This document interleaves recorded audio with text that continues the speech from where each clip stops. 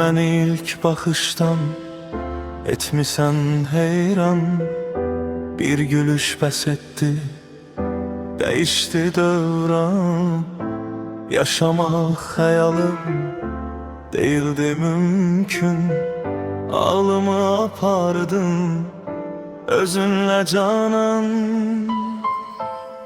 Mən sənə can dedim, canımı verdim. Eş bağından en güzel günleri derdim. Kölgende her biri soldu dözmedi. Gözlerin güllere getirdi derdi. Eşq odu yandırıp kül edirməni. Sevginle götürdüm üstümden gemi.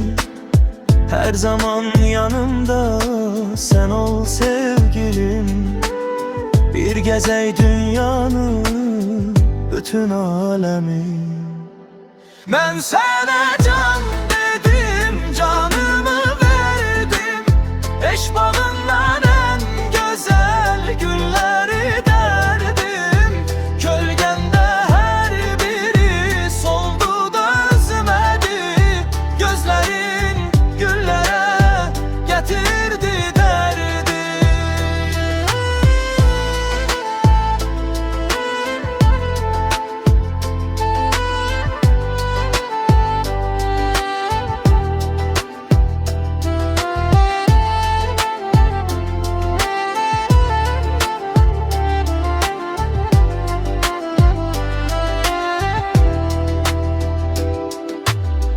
Ətrinlə olmuşam sərxoş ey gözəl.